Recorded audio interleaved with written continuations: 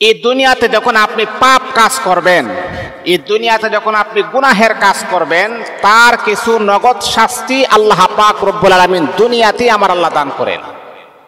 আপনি যখন পাপ কাজ যখন আপনি করবেন, পাপের ফল আল্লাহ পাক দুনিয়াতে আপনাকে দেখিয়ে দিবেন।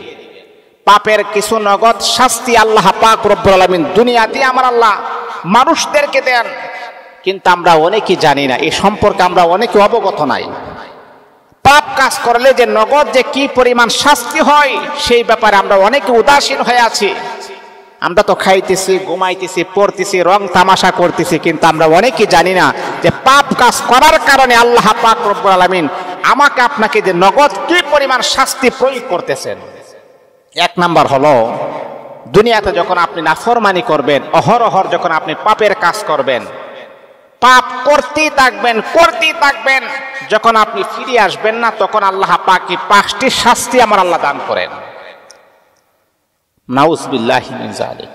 এক নাম্বার হলো ইবাদতের মধ্যে বারবার মনোযোগ হারিয়ে ফেলা। এই যে আপনি পাপ কাজ করতেছেন, নামাজ পড়তেছেন, আপনি নামাজে দাঁড়াচ্ছেন, আল্লাহু আকবার, আলহামদুলিল্লাহি রাব্বিল আলামিন আর রহমানির রহিম মালিকি ইয়াউমিদ্দিন, ইয়্যাকা না'বুদু ওয়া ইয়্যাকা নাস্তাঈন, ইহদিনাস সিরাতাল মুস্তাকিম। আল্লাহ পাক রব্বুল আলামিনের কোরআন কিন্তু পড়া হচ্ছে, ইমাম সাহেবে আল্লাহ পাক রব্বুল আলামিনের কোরআন পড়তেছেন, ইমাম সাহেবে সূরা ফাতিহা পড়তেছেন, কিন্তু আপনার মনোযোগ নাই।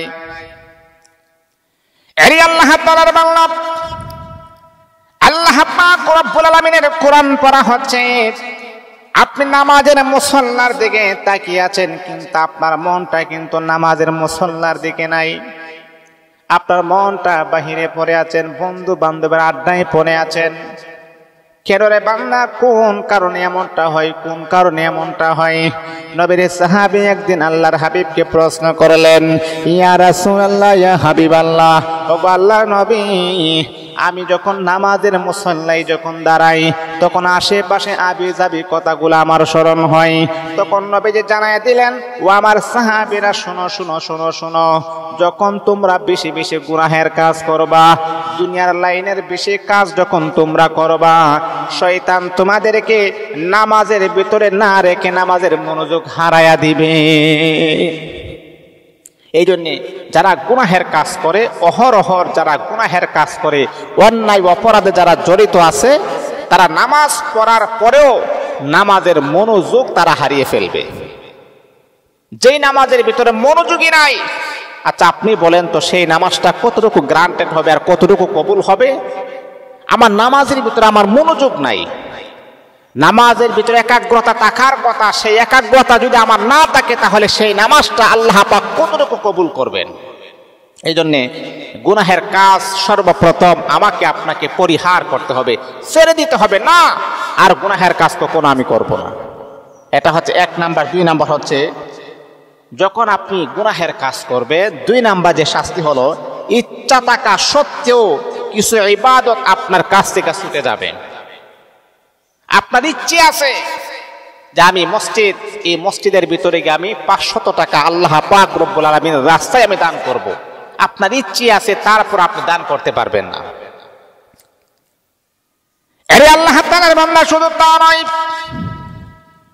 আপনি মনে মনে প্রস্তুতি গ্রহণ করেছেন, জোহরের নামাজ জামাতের সাথে আমি আদায় করব, ইমাম সাহেবের পিছনে আমি জামাতের সাথে জোহরের নামাজ আদায় করব। মনের ভিতরে বড় পরিকল্পনা করেছেন, না না আমি আদায় করব, এতে কোনো সন্দেহ নাই। কিন্তু বান্দা শোনো শোনো, এই যে আপনি গুনাহের কাজ করেন, তার শাস্তি কিন্তু আল্লাহ পাক রব্বুল আলামিন আমাকে আপনাকে আমার আল্লাহ দুনিয়াতে দান করেন।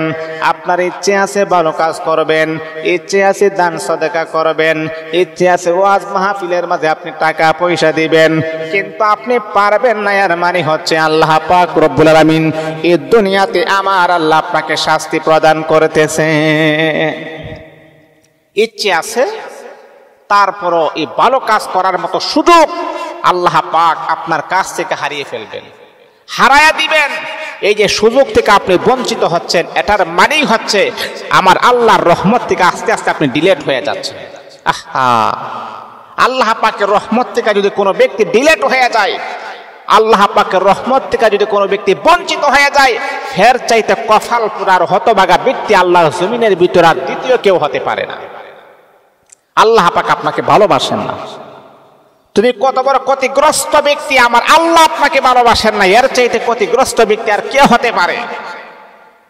এর চাইতে নাফরমান ব্যক্তি আর কে হতে পারে? যে আল্লাহ আপনাকে সৃষ্টি করেছেন, আমাকে সৃষ্টি করেছেন গোলামি করার জন্য, সে আল্লাহ আমাকে আপনাকে ভালোবাসে না। আর যদি ভালোবাসতো অবশ্যই আমাকে আপনাকে পছন্দ করে নামাজের কাতারে আমার আল্লাহ দাঁড় করাইয়া দিতেন। এ মুসলমান বলল,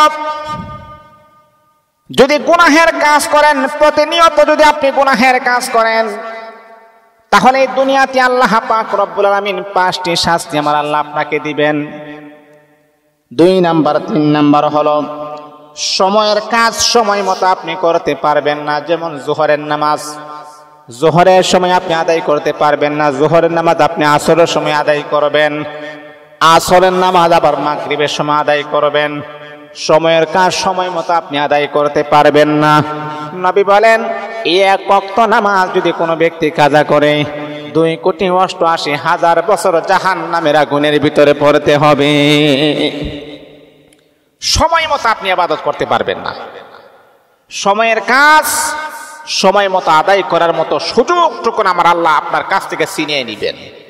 যদি আপনি গুনাহের কাজ, যদি অহরহর গুনাহের কাজ যদি আপনি করেই যান, তাহলে সময়ের কাজ সময় থেকে আমার আল্লাহ পাক রব্বুল আলামিন আপনার কাছে এগুলাকে হারিয়ে নিবেন। 3 নাম্বার শেষ হলো। এবার 4 নাম্বার হচ্ছে মনে অস্থিরতা অনুভব করা যায়। আপনার মনের ভিতরে অস্থিরতা, মনের ভিতরে একটা টেনশন, ডিপ্রেশন, পেরেশানি, হয়রানি এমন একটা থাকবে। আপনি দেখেন, বাস্তবতা আপনি দেখবেন, আপনি যদি নামাজ পড়েন, নামাজ পড়ার পরে যখন আপনি ডানে বামে সালাম ফিরাইবেন, দেখবেন আপনার মনটা কি পরিমাণ হালকা হয়, কি পরিমাণ পাতলা হয়।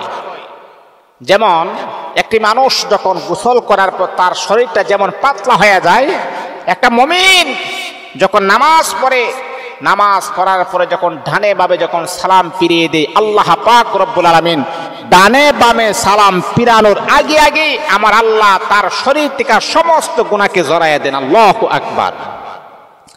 আপনার মনের ভিতরে একটা প্রশান্তি কাজ করে। এই প্রশান্তি বেনামাজি ব্যক্তি থেকে কখনো লাভ করতে পারে না। এই জন্য নামাজ পড়তে হবে। নামাজের ভিতরে আমাদের জন্য আল্লাহ পাক রব্বুল আলামিন শান্তি রয়েছেন, শান্তি আমার আল্লাহ দিয়েছেন। 4 নাম্বার 5 নাম্বার হচ্ছে মানসিক অশান্তির ভিতরে আপনি থাকবেন। মানসিকভাবে আপনি কখনো শান্তি পাবেন না। আপনার মানসিক যে জ্ঞান সেটা আপনি হারিয়ে ফেলবেন যদি নামাজ না পড়েন, এবং কি পাপের কাজ যদি আপনি অহরহর যদি আপনি পাপের কাজ যদি আপনি করেন। একটা মানুষ সর্বক্ষণ গুনাহের কাজ করে, অন্যায় করে, অপরাধ করে। এই আল্লাহ তাআলার বান্দা যুবক, তুমি শোনো, এই যে তুমি দিনের পর দিন জিনাহের কাজ করতেছো, দিনের পর দিন তুমি অন্যায় করতেছো, গুনাহের কাজ করতেছো, তারপর তোমার মনের ভিতরে শান্তি নাই, মনের ভিতরে অশান্তির কারণটা হলো শান্তির জন্য তুমি জিনাহের কাজ করতেছো, তারপরে মনের ভিতরে অশান্তি কেন? ও যুবক ভাই বোনেরা, কেন এমনটা কেন হয়? এর কারণ হলো গুনাহের কাজ কখনো মানুষকে পরিপূর্ণ শান্তি দিতে পারে না। আপনি যখন নেক আমল করবেন, আপনি যখন ভালো কাজ করবেন, ভালো কাজ করার পরে মনের ভিতরে যে প্রশান্তি আল্লাহ পাক রব্বুল আলামিন দান করেন, গুনাহ করার পরে আমার আল্লাহ সেই পরিমাণ প্রশান্তি আপনার অন্তর থেকে আমার আল্লাহ মুছে ফেলে দেন। গুনাহ করার পরে আপনার অন্তরের ভিতরে একটা কালো একটা দাগ পড়ে যায়। এই যে ব্যক্তি গুনাহ করে, দেখবেন তার চেহারা কালো হয়ে যায়। মানুষ তাকে ঘৃণাহের দৃষ্টিতে দেখে, মানুষ তাকে মহাব্বত করে না। আর একটা নামাজিওয়ালা ব্যক্তিকে দেখবেন সবাই শ্রদ্ধা করে, সম্মান করে। যারা বেনামাজি আছে সে চিন্তা করে, আমি নামাজ পড়ি না, আমি তো কোরআন তেলাওয়াত করি না, ওই মানুষটা 5 ওয়াক্ত নামাজ পড়ে, কোরআন তেলাওয়াত করে, আমার চাইতে সে অত্যন্ত ভালো। তখন দেখবেন বেনামাজি ব্যক্তি নামাজিকে দেখলে সালাম দিয়ে আসসালামু আলাইকুম ভাই, আপনি আমার জন্য দোয়া করবেন। এটা শ্রদ্ধা নয়? এটা কি সম্মান নয়? এই জন্যে পাপের নগদ শাস্তি হলো আল্লাহ পাক রব্বুল আলামিন আপনার মনের ভিতরে অশান্তি বিরাজমান করে দিবে। মনের ভিতরে কখনো শান্তি আপনি পাবেন না। হাজার হাজার লক্ষ লক্ষ টাকা পয়সা ইনকাম করতে পারেন, কিন্তু তারপর মনের ভিতরে তৃপ্তি আপনার কখনো আসবে না। এই জন্য মুহতারাম হাজিরিন, গুনাহের কাজকে আমাদের আপনাকে পরিহার করতে হবে। মনের ভিতরে